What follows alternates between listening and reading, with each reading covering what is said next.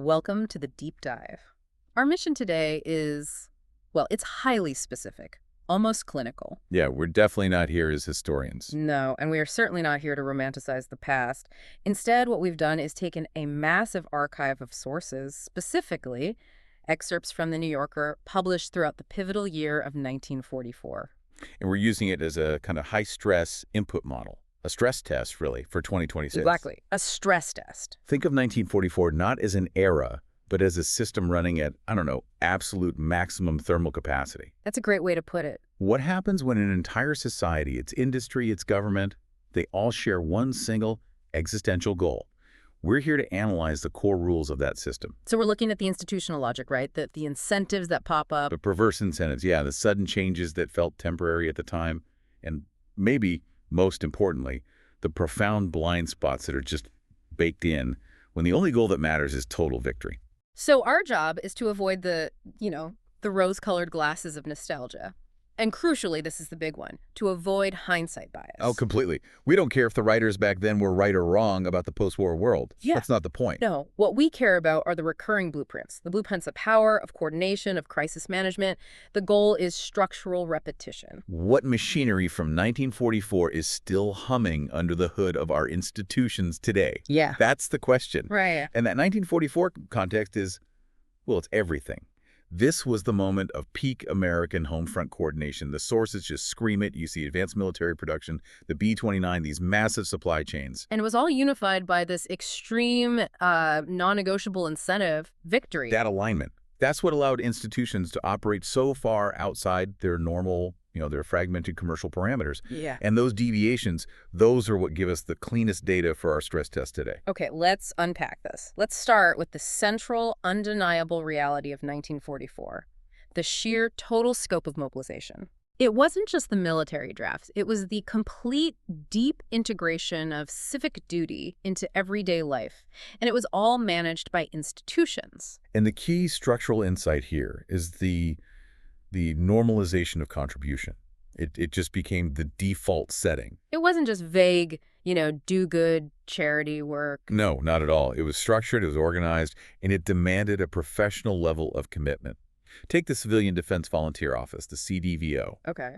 They were running local shops where the community could barter for hard-to-get consumer goods. They were actually managing scarcity at the micro level. So it's not just asking for donations, it's building a whole parallel economy. Exactly. They were structurally managing the rationing system from the bottom up. And the level of required expertise for these volunteer roles is what really stands out to me. For example, the Red Cross.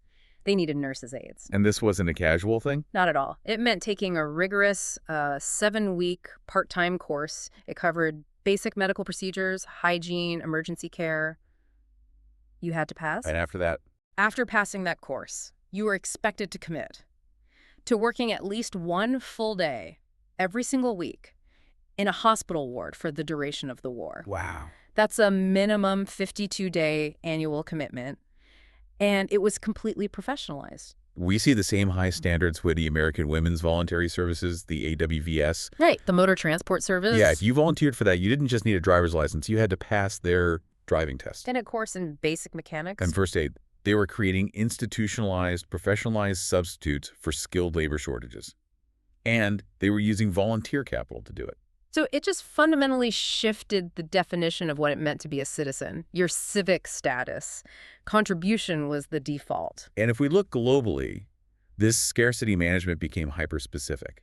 You can see the acute priorities of the crisis in what they asked for. Like those targeted global appeals for materials. Exactly. The Ambition Committee for Emergency Aid to the Soviet Union, they specifically needed watches. Because Soviet factories had been destroyed. It's a perfect illustration of a structural emergency just, bypassing all the normal commercial rules. The demand wasn't for generic timepieces. It was an urgent functional requirement created by external destruction. Speaking of hyper-specific functional requirements, this detail is crucial for the lessons we'll talk about later. The Navy. Oh, the binoculars. Yeah. I didn't just ask the public to donate any old binoculars they had lying around in a drawer. No. They used the Jockey Club, of all places, as a collection center. And they explicitly requested to borrow, not even keep, but borrow. Only Zeiss, or Bausch& Lomb binoculars. So why is that so critical? What's the lesson there? It shows zero tolerance for compromise on core inputs when the function is mission critical. That's the lesson. They needed specific optical performance metrics, not substitutes. Even free ones. Especially free ones. The institutional mind, in that moment of crisis, knew that accepting a lower quality input would degrade the system's output. That decision, to prioritize the integrity of the input over the volume of donations, did a profound lesson for 2026. Let's shift to industry then, because the core incentive for major corporations was also completely reframed around output and survival. It just completely overrode the typical profit maximization logic. And the structural engineering achievements of that time, Yeah. they just reflect this overriding incentive perfectly. You look at the Boeing B-29 Superfortress. An incredible machine. I mean, this aircraft was nearly twice the size of the previous bomber. It was faster, and yet it was designed to operate from the same runway infrastructure. That's not incremental improvement. No, that's engineering driven by immediate existential necessity. But here's where it gets really interesting for me. The industrial design didn't just focus on raw performance, it directly engaged with human factors. The human cost. Yes. The B-29 sources explicitly highlight that the pressurized cabin and the advanced soundproofing, they were integrated to reduce the battle fatigue of the crew.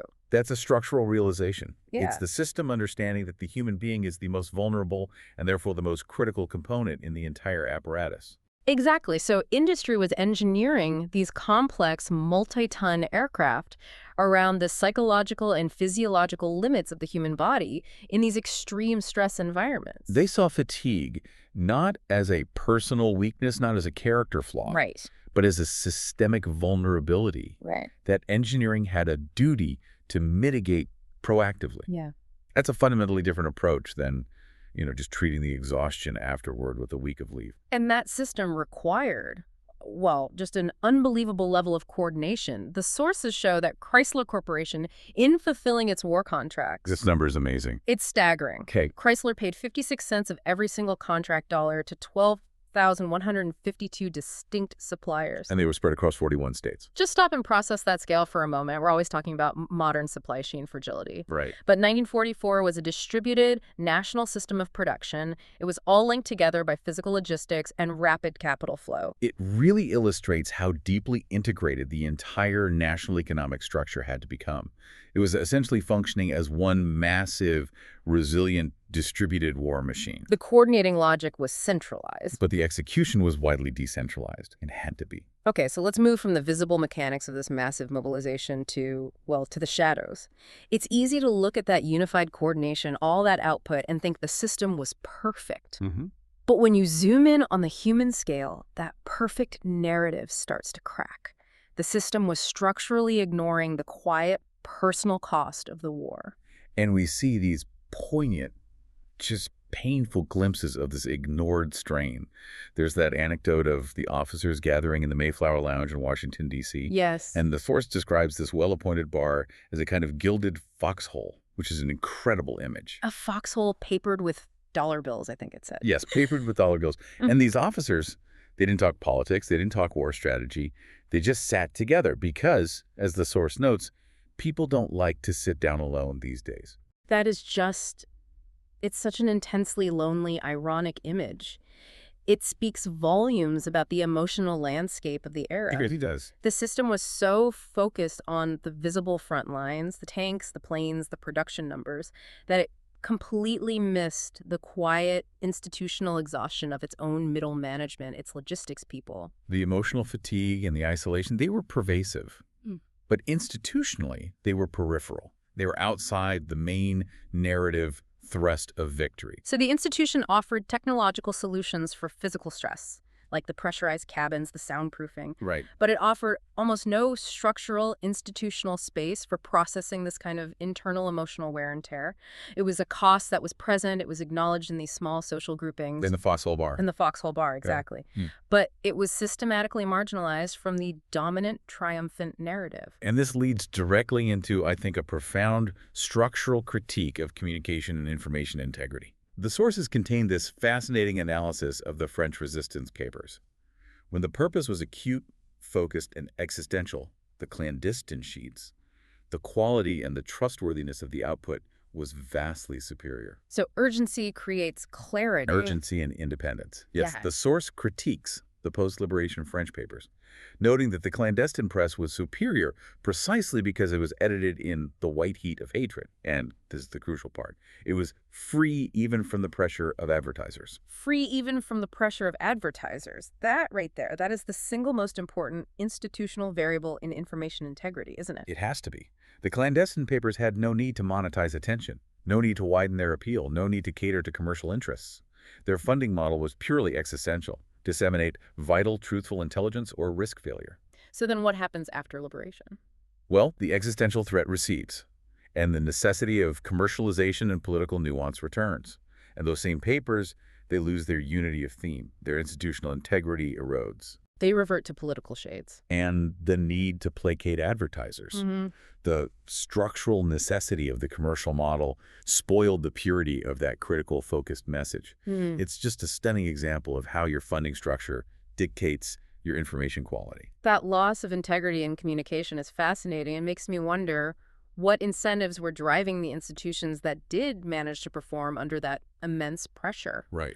So the shift now takes us deeper into the institutional incentives that shape performance, particularly within the military. Okay, so the Army ground forces, they needed to scale from a frankly pitiful pre-war size to a mass combat force almost overnight. A huge undertaking. And we can analyze General Leslie J. McNair's role in this transformation through the lens of structural efficiency. When he arrived in Washington in 1940, the entire combat army was just tiny and fragmented. So what was his innovation? His institutional innovation was his radical aversion to bureaucratic drag. How radical are we talking? Extremely radical.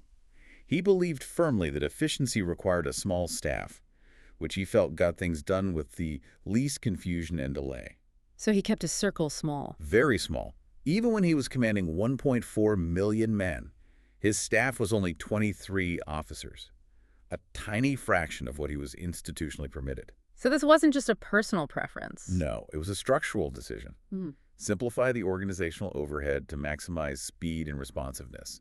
He was trying to engineer a bureaucracy that was structurally anti-bureaucratic. And his training philosophy, it followed this same logic. Maximize output by maximizing realism. Exactly. He pushed for progressive, realistic training. Combined arms exercises, bayonet drilling using Japanese dummies, forcing infantrymen and artillerymen to actually understand each other's operational needs in the field. He was trying to shockproof the soldier, not gradually introduce them to the idea of combat. That's the perfect term for it. He was shockproofing them. He wrote to General Marshall explicitly, warning that if these steps could be hurried and slighted, it could be done only at a price. The price being life. The price being lives. The structural incentive was speed to mass-produce combat-ready, spiritually prepared soldiers as quickly as possible. Okay. And the only way to do that safely was through maximizing the fidelity of their preparation. This incentive to mass-produce preparedness, it led to these specialized institutions focused purely on synthesizing reality, which is another crucial mechanism we need to look at for 2026. Right. And this brings us to Captain Louis de Flores. The Flores. He was a mechanical engineer put in charge of synthetic training devices.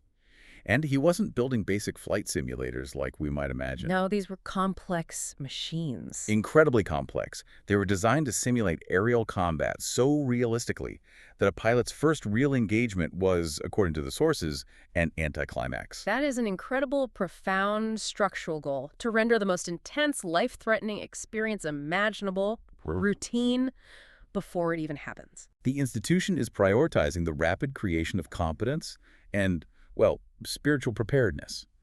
They're essentially creating a synthetic environment to reduce combat shock and maximize the individual pilot's safety and function in the real world. So it's the ultimate application of the lesson we saw with the B-29. Exactly. Engineering solutions to mitigate human cognitive and psychological limits. They are essentially industrializing competence and trauma prevention. So beyond military structure, institutions also needed a way to package the immense complexity of total war for public consumption and for internal morale. Yeah, you can't just throw raw data at people. No. And this often required generating hero narratives, attributing systemic success to individual, almost superhuman effort. And we see this so clearly with Henry Morgenthau Jr., the Secretary of the Treasury. Initially, he was just mocked, ridiculed by Washington correspondents. But then as the war effort accelerated and the fiscal machine actually performed, what happened? Same correspondents started crowning him as a financial genius. And the sources are very sharp here. They note his success wasn't due to some innate magical financial genius. No, it was due to him becoming a veritable draft horse, pushing, pulling, working hard on the job. And this is after admitting he initially knew nothing about the work. So the institutional need was clear. Completely. When the system is immensely complex, the public and the media, they need a controllable narrative. They needed to assign the management of that complexity to a single hero figure who mastered it through sheer will. It provides institutional comfort. And helps maintain morale, even if the real success was due to the complex, distributed functioning of the whole mass mobilization bureaucracy. So the hero narrative is a kind of structural necessity for managing public anxiety about overwhelming complexity. But that desire to master and package complexity through a single narrative that can easily manifest as institutional arrogance. Oh, absolutely, which is exactly what the sources critique in Time, Inc. Okay, so talk about that. Well, the structural tendency of monetizing complex information leads directly to this hubris. A source who worked at Time, Inc. described the atmosphere there as brisk and antiseptic and charged with a terrible air of omniscience. A terrible air of omniscience. Wow. And this institutional confidence was driven by these grand projects to remake the world beautifully in the image of Yale. And the ultimate stated objective of these media institutions was what? To put the lonely, desperate art of communication on a business basis? Exactly. So if you are structurally incentivized to monetize and homogenize complex global information for a mass audience, you inevitably trade depth for breadth. You have to. And that institutional arrogance, that terrible air of omniscience, is the secondary effect of monetizing scope. It is. The institution comes to believe that because it covers everything, it understands everything.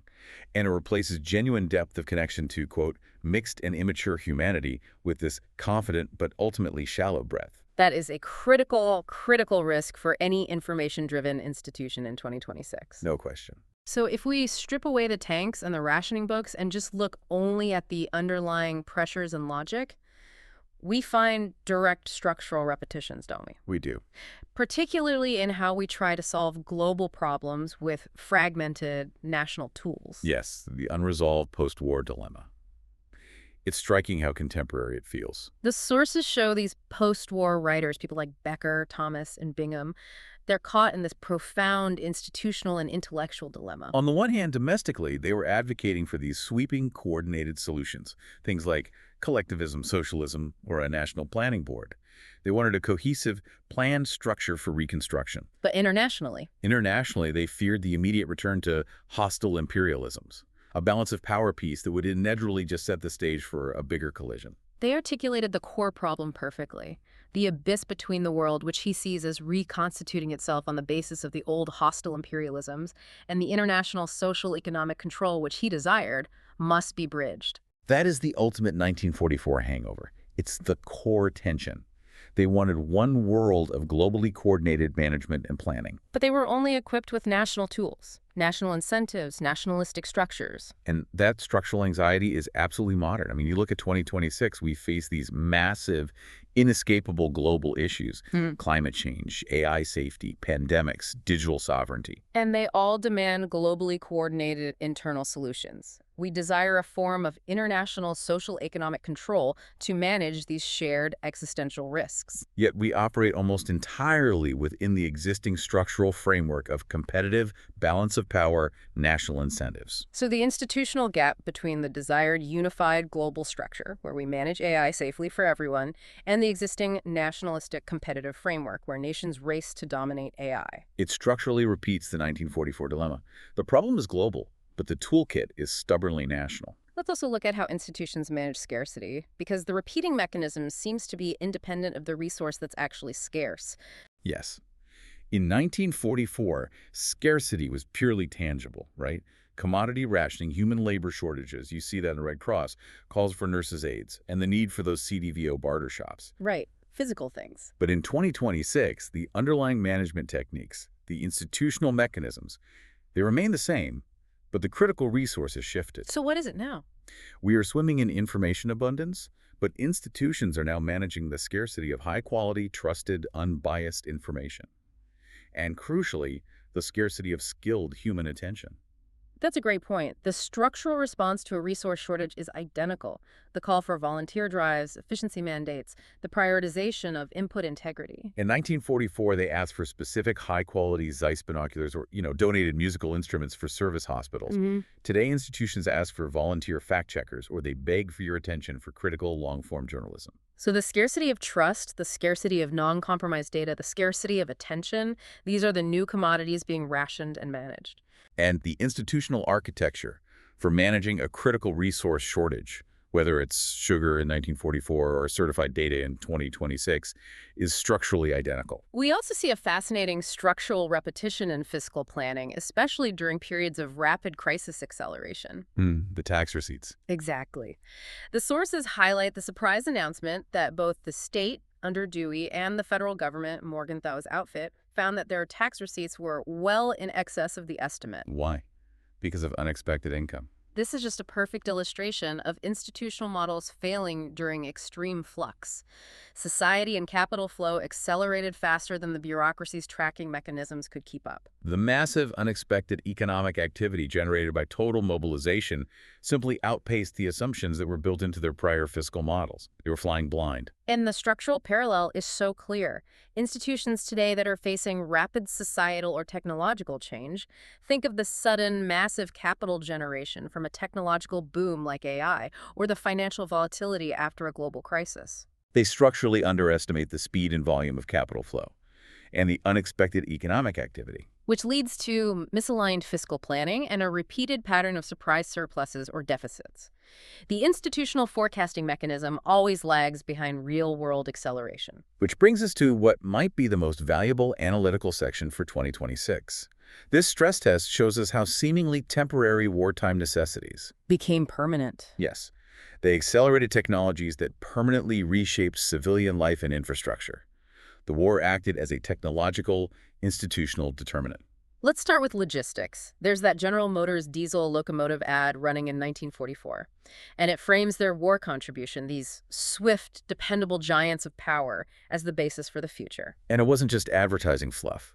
The war forced the rapid deployment and standardization of these high-capacity, high-speed diesel engines. Right, and GM explicitly promised that tomorrow's railroading would permanently integrate these same powerful engines for both sleek passenger trains and for hauling long trains carrying thousands of tons of freight swiftly over the Rockies. So the necessity of moving troops, equipment, and raw materials at unprecedented speed and volume, it institutionalized high-capacity logistics as the new normal. The temporary wartime acceleration of that technology defined the enduring shape of civilian freight and transport for the next half-century. Speed and volume, forced by war, became the permanent expectation of commerce. And we see this permanence just as vividly in material science, right? Absolutely. Yeah. Celanese Corporation noted their synthetics, textiles, plastics, chemicals were all dedicated to important war assignments, and they were promising vastly improved peacetime use. This shift seems like it was irreversible. The war necessitated the mass production of these engineered, durable, chemical-based synthetics. The sources mention vulcanized rubber for critical items like those binoculars, and various plastics and textiles from Celanese. The structural lesson there is that once highly efficient, versatile, and standardized materials are validated under the most extreme institutional stress imaginable, total war, they prove too cost-effective and functionally robust to be abandoned. So the synthetic materials, which were initially a wartime expedient, they normalize themselves permanently into consumer goods, into construction. They fundamentally redefined material availability and the logic of manufacturing itself. And the final massive infrastructure shift was in communication, structurally moving beyond the purely auditory media model of radio. Yes. Wartime electronics research and institutional planning directly catalyzed mass electronic visual distribution as a permanent fixture of life. Even in the middle of the war, NBC and Dumont were actively planning and formalizing their post-war television network structures. In fact, Dumont publicly stated they would do their best to bring fine-quality television before the next Christmas season once the war was over. That's not a tentative hope. That's a formalized institutional expectation. And it's driven by the massive investment in electronics capacity for the war effort. Of course. Sylvania Electric Products, which was heavily involved in war production, Noted that the electronic heart of your post-war television set will be an electron tube, a piece of technology they were already mass-producing for military communications and radar systems. So the institutional framework, the manufacturing capacity, and the research trajectory were all permanently shifted by the war. The temporary need for sophisticated military electronics accelerated a communications revolution. It standardized the expectation of high-bandwidth visual content delivery right into the home. The war essentially paid for the R&D and the infrastructure of our current viewing habits. In a very real way, yes. The institutional shift was so profound that it permanently supplanted radio's dominance, making mass electronic visual media an expected part of the civilian environment. So if we synthesize all of this, the mobilization, the blind spots, the incentives, the permanent shifts, what are the most crucial, actionable, analytical lessons we can extract from 1944's institutional playbook for leadership in 2026? Okay, I think we've isolated 4 essential lessons, and they're about institutional function and vulnerability, framed purely by the structural mechanisms we've been talking about. Okay, lesson 1, the integrity of input data, source isolation. Let's start with those binoculars again. The Navy insisted on Zeiss, or Bausch and Lomb. This tells institutions a non-negotiable truth. For critical functions, accepting readily available lower-quality substitutes, even if they're free, is a failure state. They isolated the input requirement to maintain mission integrity. So for 2026, the data input is the core munition. Institutions have to identify their Zeiss equivalent, that high-quality, trusted, verified source of intelligence, and structurally isolate it from the pressure of compromise or substitution. So you have to resist the constant torrent of easily available, low-quality, or compromised data. You have to. By enforcing non-negotiable standards for your core analytical functions, the quality of your intelligence correlates directly with the structural rigor of your procurement process. Okay, lesson 2. Engineered mitigation of human cost. This is the B-29 and D. Flores lesson. Right. We saw Boeing design soundproofing to actively reduce crew battle fatigue, and De Flores engineers synthetic training to reduce combat shock. They literally engineered the compassion and the protection into the system itself. They recognized that the human limit was the system's limit. So for 2026, institutions have to stop relying solely on treating the aftermath, the wellness programs that get tacked on to the end of an unsustainable workflow. It's too late by then. It's too late. They have to recognize the internal psychological and cognitive cost of operating in these high-stress, high-velocity environments we have today. The lesson is to engineer mitigation directly into the systems and processes. What does that look like? It means engineering mandatory downtime, building cognitive security protocols, setting structural limits on operational velocity, essentially soundproofing the modern digital cockpit. I like that. Okay, lesson 3, the danger of organizational conformity, legislating the bouquet. This is a powerful structural critique of internal narrative control. This comes from that sharp anecdote about the husband whose overwhelming will demanded that everything should be always all right. Right. And this insistence, the source notes, resulted in him having legislated the bouquet on the mantelpiece by a kind of brutal denial of color. That structural denial is critical. It's management demanding a positive green status report every single morning, even if the operational environment is trending red. When institutions enforce a monolithic, easy-to-digest narrative, so superficial harmony, by suppressing dissonant data or complexity, they commit a brutal denial of color-tonal values. And this organizational denial, it creates a false, highly brittle internal reality. It does. By legislating perfection, you blind yourself to complexity and risk. Institutional health demands embracing and navigating the tonal complexity, not suppressing it for internal comfort or ease of communication. And finally, lesson 4, revaluing structural independence in communication. This brings us back to the French resistance papers. The ultimate lesson of those papers is that their trustworthiness and their quality flourished when they were structurally free from commercial and subsidy pressures. They achieved an institutional integrity rooted in existential necessity, Which, paradoxically, eliminated all the market distractions. So therefore, the quality and trustworthiness of any critical institutional analysis, be it intelligence, research, investigative journalism, is strongly correlated with its distance from commercial imperatives. It has to be. Funding models for critical intelligence functions must be designed to structurally insulate them from market pressures that demand homogenization or monetization or conformity to advertising interests. If you want structural truth, you have to pay for structural independence. So the synthesis seems clear? I think so. The primary driver of all this institutional and technological change in 1944 was a unifying, acute, existential physical threat. And this overriding incentive produced remarkable speed, innovation, and total structural commitment in every single sector, from synthetics to television to volunteer coordination.